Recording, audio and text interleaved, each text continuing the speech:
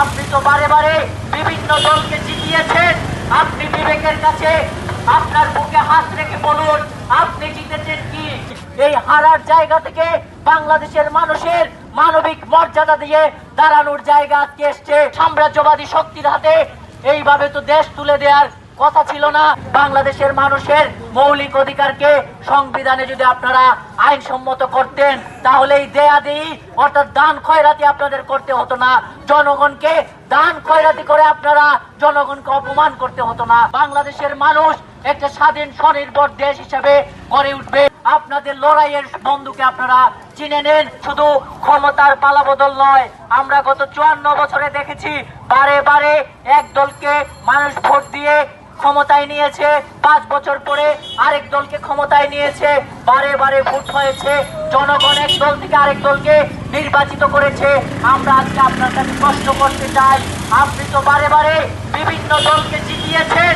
আপনি বিবেকের কাছে আপনার বুকে হাত রেখে বলুন, আপনি জিতেছেন কি? আমরা বলতে চাই, বারে বারে আপনি বিভিন্ন দলকে জিতিয়েছেন, কিন্তু আমরা দেখেছি এই নির্বাচনের পরই বারে বারে আপনারা হেরে গিয়েছেন। বন্ধুগণ, কেন হেরেছেন? আমরা এই প্রশ্নটা আজকে বাংলাদেশের মানুষের কাছে রাখতে চাই যে আপনি দলকে জিতিয়েছেন অথচ বারে বারে আপনি হেরেছেন। কিভাবে হেরেছেন? যখন বাজারে গিয়েছেন, জিনিসপত্রের দাম বেড়েছে, আপনার দীর্ঘশ্বাস পড়েছে। সন্তানকে যখন স্কুলে পাঠিয়েছেন, আপনি তার শিক্ষার ফি দিতে পারেননি। আপনার স্ত্রী, আপনার সন্তান, আপনার বৃদ্ধ মা যখন অসুস্থ হয়েছেন, যখন চিকিৎসা নিতে গিয়েছেন, তখন আপনি সেই টাকা দিয়ে চিকিৎসার ব্যয়ভার আপনি কুলাতে পারেননি। এভাবে করে প্রত্যেক দিন আপনি হেরেছেন। ফলে আজকে আমরা বলতে চাই, এই হারার জায়গা থেকে বাংলাদেশের মানুষের মানবিক মর্যাদা দিয়ে দাঁড়ানোর জায়গা আজকে এসছে।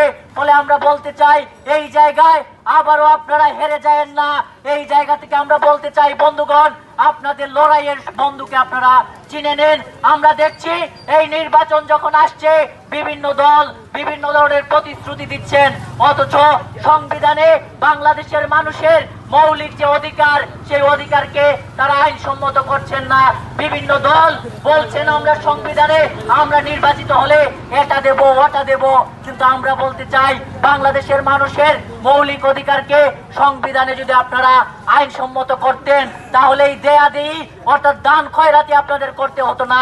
জনগণকে দান খয়রাতি করে আপনারা জনগণকে অপমান করতে হতো না। সাম্রাজ্যবাদী শক্তির হাতে এইভাবে তো দেশ তুলে দেওয়ার কথা ছিল না। বন্ধুগণ, যারা জনগণকে এইভাবে করে অপমানিত করে, তারা যে মানুষ জনগণকে, যে মানুষকে অপমানিত করে, যে দল মানুষকে অপমানিত করে, সে কখনো মানুষের অধিকার প্রতিষ্ঠা করতে পারে না। ফলে আমরা বলতে চাই, আমরা এই বিষয় নিয়ে দীর্ঘদিন লড়াই করেছি।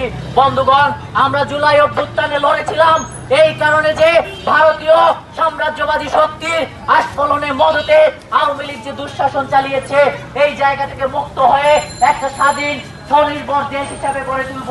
আমরা এই কারণে জুলাই অভ্যুত্থান করিনি, প্রায় 1500 মানুষ এই কারণে জীবন দেয়নি যে আরেকটা বিদেশি শক্তির আধিপত্য বাংলাদেশে প্রতিষ্ঠিত হবে।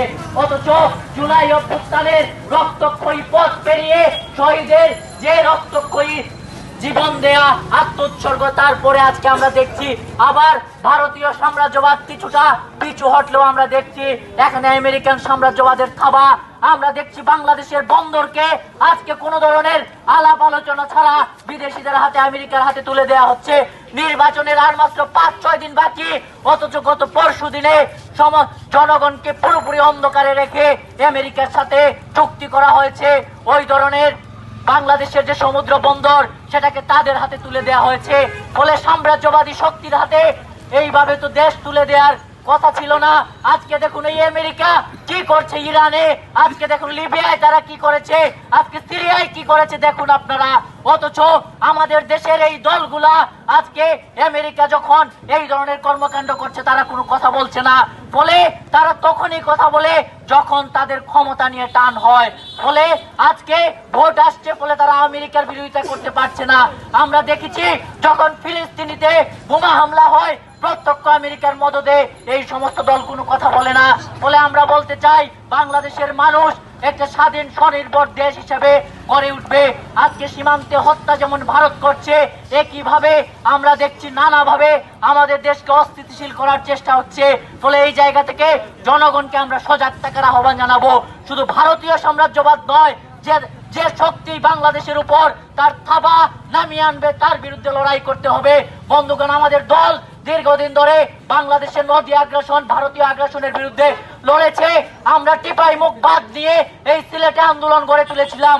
সুরমা কুশিয়ারাকে যখন ধ্বংস করার পায়তারা হচ্ছিল তার বিরুদ্ধে লড়েছিলাম।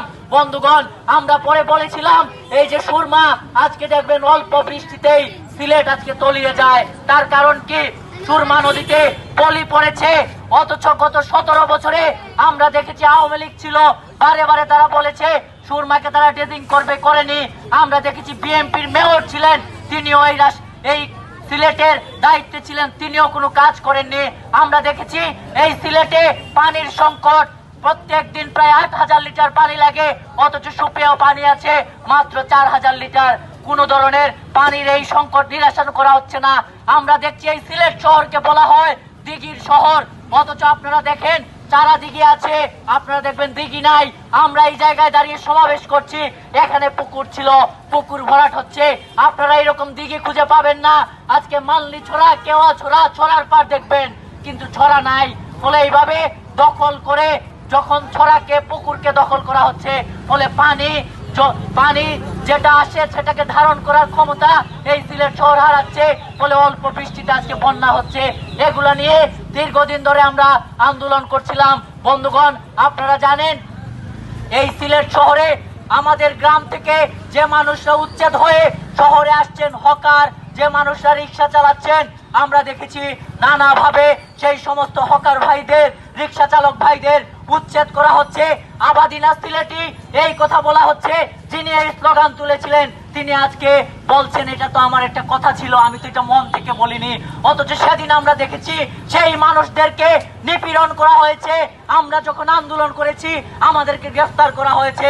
বন্ধুগণ, এইভাবে করে মানুষের অধিকারকে হরণ করে যারা অতীতে রাজনীতি করেছে তাদেরকে প্রত্যাখ্যান করুন।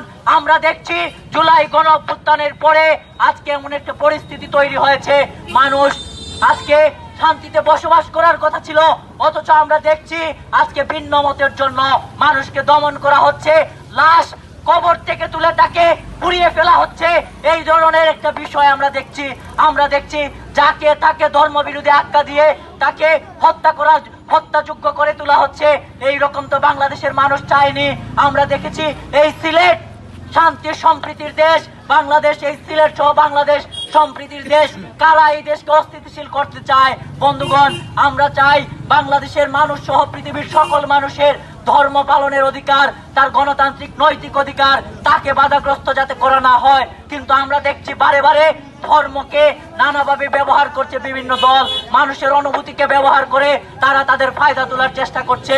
ফলে ধর্ম পালন করা আর যারা ধর্মকে নিয়ে রাজনীতি করছে তাদের বিরুদ্ধে, তাদের বিষয়ে আপনাদের সচেতন থাকার ব্যাপার আছে।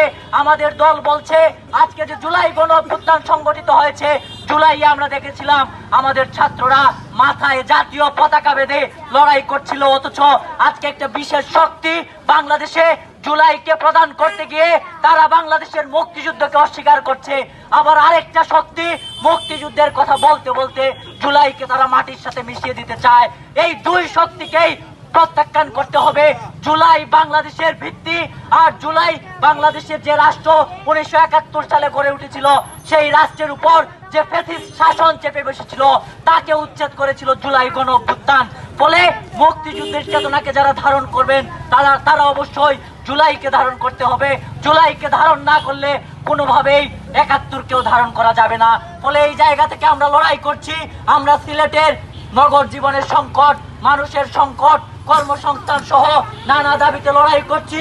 একই সাথে আমরা এই নির্বাচনে সারা দেশে লড়ছি, শুধুমাত্র ক্ষমতার পালাবদল নয়, ফ্যাসিবাদী ব্যবস্থার বিলোপের জন্য।